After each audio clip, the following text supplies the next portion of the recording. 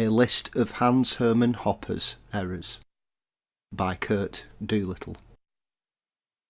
I consider my work as a restatement of Hoppe's a prioristic justificationary rationalism in ratio scientific terms. Hoppe's errors are natural for a German philosopher who was trained by Marxists, and while the errors are substantial by today's standards, they are limited to errors in construction (justification), with his conclusions from his justifications surviving. This is important. From Hoppe's earliest work onward, his deductions from incentives are correct. We justify moral actions within a normative system of evolved rules, and we criticise truth propositions, whether the theories survive. We do not find truth in justification. We find permission. We find truth in survival against all known criticism. Justification translates to, quote, I can get away with saying this, so you cannot say I violated the rules of cooperation, morality, or law, close quote. While truth propositions under ratio scientific criticism translate to, quote, I have done due diligence to determine if this argument survives all known attempts at failure, regardless of preference, morality, or law, close quote. Hoppe confuses legal justification, excuse making, close brackets, with truth, survival from all competition, close brackets. As Mises discovered but failed to understand, truth propositions, including human choice, require the possibility of constructing a sequence of rational choices, and the survival from categorical, logical, empirical falsification. Truth propositions survive competition. Possession demonstrably, empirically, close brackets, exists prior to cooperation, and property exists after an agreement to cooperate. Scarcity exists prior to cooperation, but scarcity is imperceptible. Cost is perceptible. The origin of demonstrable property is in the cost to acquire. Scarcity explains why things are costly, but not the origination of possession nor the origination of property. Different sets of property rights evolve in communities due to the disproportionate returns on cooperation at the given level of division of ability, knowledge, and labour, and the necessity of preserving those returns by prohibiting parasitism. Property rights do not originate in scarcity of goods. They originate in the scarcity and disproportionate return on cooperation. We pay for cooperation by foregoing opportunities to use or consume that which others have already invested in using and consuming. Man, like other animals, retaliates against the imposition of costs upon that which he has himself borne costs, with the intent to inventory.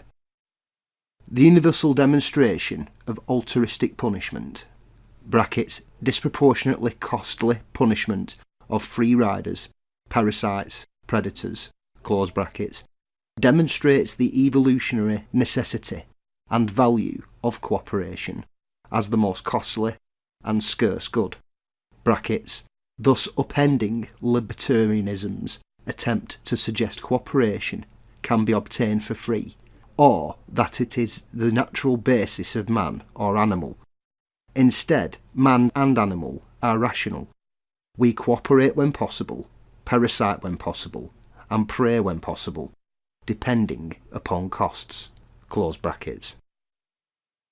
Argumentation and non-contradiction originate in legal justification post-cooperation, not in constraints prior to cooperation, The first question of cooperation is, quote, "Why don't I kill you and take your stuff?" close quote. And only once we enter into an agreement do we justify our words and deeds within that agreement, thereby relying upon internal consistency, brackets, non-contradiction, close brackets. Prior to that fact, no cooperation nor moral constraint exists. It is only desired. Moreover, the logic of cooperation is not binary. We live in an amoral world of violence, theft, conspiracy, and deception. And while we can construct cooperation, we construct cooperation at will, given the cost and returns. And our choices at any time are to A. Preserve the options of violence, theft, deception, and conspiracy until opportunity avails us to use it. B. Agree not to aggress, but not to cooperate either. C. Cooperate when useful, preserving future opportunity for cooperation. D. Cooperate whenever possible, expecting the same. E. Cease any level of cooperation and retreat to a prior level. So contradiction is a test for a judge in matters of dispute resolution. It is not a necessary property of cooperation. We can test violations of reciprocity, brackets, cooperation, close brackets, during disputes, but no such dependence upon internal consistency exists prior to establishing an agreement, brackets, contract, close brackets, for cooperation. The minimum scope of property necessary to construct a reciprocal exchange in order to provide minimum incentives for the rational formation of a voluntary polity is property in toto, or what we call, quote, demonstrated property, close quote, bracket, demonstrated defence of that which we have paid cost to acquire, close brackets. And the minimum scope of property is not IVP, intersubjectively verifiable property, brackets, property that is epistemologically easy to test if we transfer, close brackets.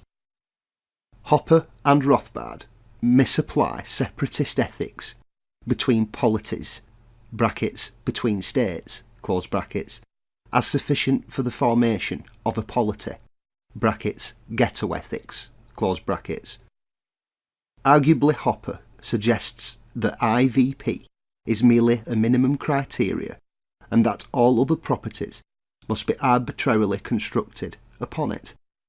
However, this means that IVP is an insufficient criteria for a basis for law, whereas property in toto, brackets, demonstrated property, close brackets, is a sufficient criteria for the basis for law. In other words, physical property is insufficient for the formation of a polity. It is merely sufficient for cooperation between states, brackets, organised polities, close brackets. The formation of a voluntary, brackets, anarchic, close brackets, polity requires that local transaction costs are low enough to limit demand for authority to either prevent retaliation for violations of property in toto and to provide sufficient incentives to join such a polity rather than, say, a democratic humanist polity. The reason we must choose between high local transaction costs with low political costs that prohibit economic velocity and low local transaction costs that encourage economic velocity with high political costs. Humans rationally choose government over anarchy unless anarchy provides the lower transaction costs. This means that anarchy is only possible under high trust. High trust is only possible under property in toto, with its total prohibition on deception, brackets, cheating, close brackets, rather than intersubjectively verifiable property, with its tolerance for deception and cheating. A rational anarchic polity can only form under property in toto, not IVP.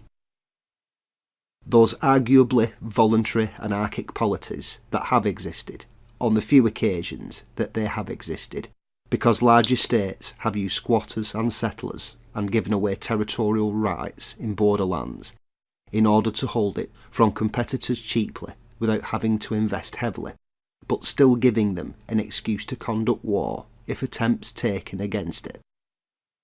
If those have evolved for other reasons, they have been the target of extermination by neighbours. Because the only reason to seek a low trust polity is some variation of parasitism, gypsies on the low end, pirates in the centre, and financial predators (moral hazards) on the high end. The formation of a voluntary polity (anarchic) will only be possible under Western aristocratic martial egalitarianism (the militia), and the independent common law, prohibiting all parasitism against demonstrated property (what we bore cost for and defend), whether that parasitism is by violence, theft, extortion, blackmail, racketeering, fraud, fraud by obscurantism, fraud by moralising, fraud by omission, externality, free riding, privatisation of commons, socialisation of losses, or conspiracy, statism, conversion, immigration, conquest, war and genocide, Mises was, like many of his contemporaries, trying to solve the problem of his era, and incorrectly cast operational testing by subjective analysis of rational incentives (praxeology) as a positive means of exploration sufficient for the investigation of cooperative and economic phenomenon, instead of a test of existential possibility of claims. Economics is empirical as any other of the sciences, and only differs in that we know the first principles of cooperation (rational incentives) on the positive side and non-imposition of costs (parasitism) on the negative side whereas the first principles of the physical universe are as yet unknown to us, whereas the first principles of declarative systems (logics) are matters of our discretion. This is a rather difficult subject for all but those of us who specialise in epistemology. I could go on a bit, but Hoppe's insights have been in the perverse incentives of bureaucracies, even under democracy, and the exposition of all moral and legal argument as reducible to property rights. All his justificationary argument is pure Kantian, cosmopolitan, and Marxist nonsense. We do not justify truth propositions. Truth propositions survive attempts to refute them. I love the man honestly, but he was a product of his time and place, just as I am a product of mine. Science wins, rationalism loses, not only because science is necessary for the provision of truth, but because philosophy has largely been used to lie. Rothbardian libertarianism is just the extremism of the Marxist prohibition on private property, inverted into an extremism of a Marxist prohibition on common property, despite the fact that property rights can only exist as a commons, and no polity can survive competition for people and trade and against competitors without providing commons as the multipliers necessary to do so. I hope this is of some value to you. Libertarians are just common property Marxists, by Kurt Doolittle. Libertarians get it wrong every day, multiple times a day. If your objective is an anarchic polity, you must eliminate demand for the state. Wishing it away is not only ineffective, but childish. The judicial state, as we understand it, evolved everywhere to suppress retaliation cycles between individuals, families, clans and tribes by standardising punishments and prohibiting further cycles of retaliation. The universality of this historical fact contradicts all libertarian dogma, both about the nature of man and the state of man, and the process of resolving disputes. To eliminate demand for the state, one must eliminate demand for aggression, brackets, suppress opportunity, close brackets, and eliminate demand for retaliation, brackets, provide a means of resolution of differences, close brackets, and eliminate retaliation cycles from forming, brackets, ensure against retaliation, close brackets. People are never happy with the outcome of court cases. They merely fear retaliation by the insurers. Whenever we have used competing insurers, they have devolved into feuding insurers. Feuding insurers are more dangerous than individual, family and clan feuds because they profit from it. Organisations seek dominance, brackets, a monopoly, close brackets, and this is where states of all sizes originate, as monopoly insurers of last resort sufficient to hold other insurers, brackets, states, close brackets, at bay. This is the historical narrative and counters the private property Marxist dogma, brackets, socialism, close brackets, and the common property Marxist dogma, brackets, libertarianism, close brackets. Libertarians opine, brackets, give opinions, close brackets, on what constitutes aggression, and, despite decades of hot earth failing to define it, they never seem to determine that it is not the actor who determines, but the victim who will sense a violation of his investments and retaliate and therefore determine the scope of property. And it is the community of insurers, brackets, the polity, close brackets, that prevent retaliation cycles, brackets, feuds, close brackets. And it is a monopoly insurer, brackets, the state, however organised, close brackets, that prevents it. The state overreach arises from discretionary regulatory power, brackets, legislation, close brackets, discretionary tax power, and discretionary rent-seeking power, rather than from its function as a monopoly insurer. So, the problems of the state originated in discretion and in full-time employment of services organisations, rather than direct economic democracy and subcontracted employment. As far as I know, rule of law eliminates regulatory discretion. As far as I know, direct democracy eliminates discretionary taxation. As far as I know, subcontractors delivering services are superior to bureaucrats.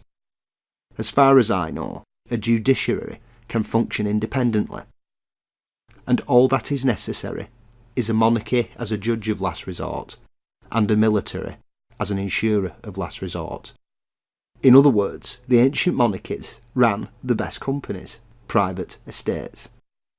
As far as I know, there is no model superior to rule of natural common law, an independent judiciary, a hereditary monarchy as judge of last resort, a set of houses for each class with differing interests used as a market for the production of commons, and direct economic democracy such that individuals who are enfranchised and contributing to the taxes make choices as to their allocations.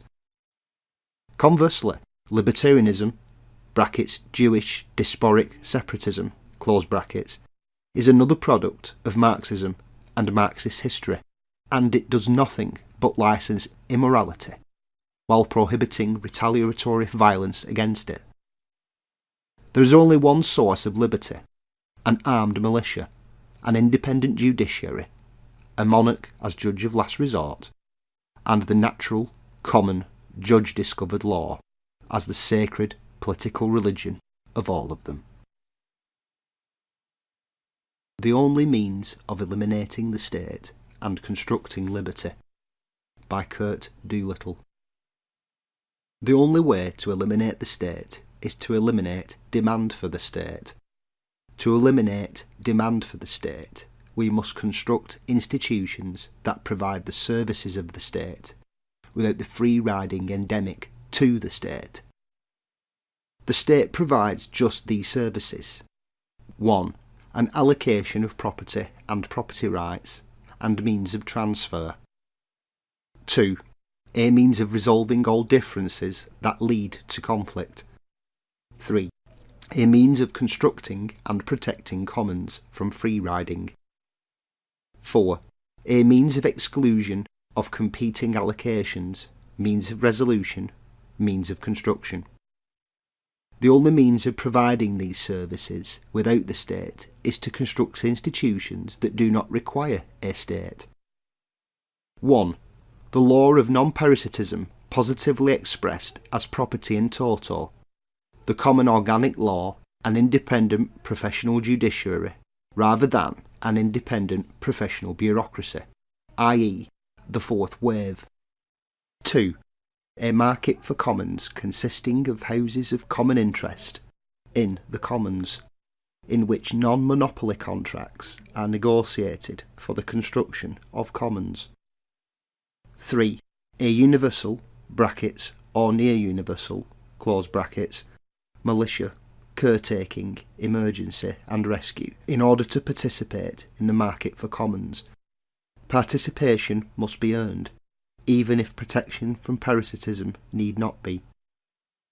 A bureaucratic state, then, is an evidence of the failure to construct institutions necessary for the provision of services that allow groups to compete against other groups. Fukuyama has not identified the alternative to social democracy, nor has he identified the transitionary nature of monopoly institutions as necessary for the construction of a commons prior to the development of a competing market for the provision of those commons. He failed to grasp the difference between research and development of expensive common institutions and the conversion of those monopoly institutions to non-monopoly institutions that exclude conflicting institutions while competing on the efficient provision of services. The end of history is quite different from that which Fukuyama imagines, and what the Academy (brackets, as a profiteering church) close brackets, advocates and desires. There is an alternative to monopoly government, if not an alternative to a monopoly of property rights, articulated as property in toto. He is a product of the Academy and history, despite his honest intellectual interests, because he is not a product of economics and law, political economy. He is forgivable, as are most students of history, of looking backward at patterns without understanding the causal properties of human cooperation and the necessity of increasingly complex means of calculation. As advocates for liberty, it is our function, our mission, to provide these superior solutions to the problem of cooperation at scale that we call, quote, government, close quote, by the invention of, advocacy of, demand for, and rebellion in pursuit of formal institutions that prohibit tyranny and preserve our unique Western rate of innovation by prohibiting all parasitism, brackets, rent-seeking, close brackets, in all walks of life, at all times. 1. The universal requirement for productivity and its obverse, the prohibition on parasitism. 2. The institutionalisation of that rule as property rights encompassing property in toto. 3. The common organic law, the independent professional judiciary, universal standing, the jury, truth-telling, restitution, multiples of restitution, punishment and ostracisation, brackets, imprisonment, close brackets. 4. The nuclear family, brackets, and perhaps not the absolute nuclear, close brackets, as the first commons in which gender composition is resolved outside of the production of commons. 5. An hereditary monarch, brackets, head of state, close brackets, with veto power, but without positive power. 6.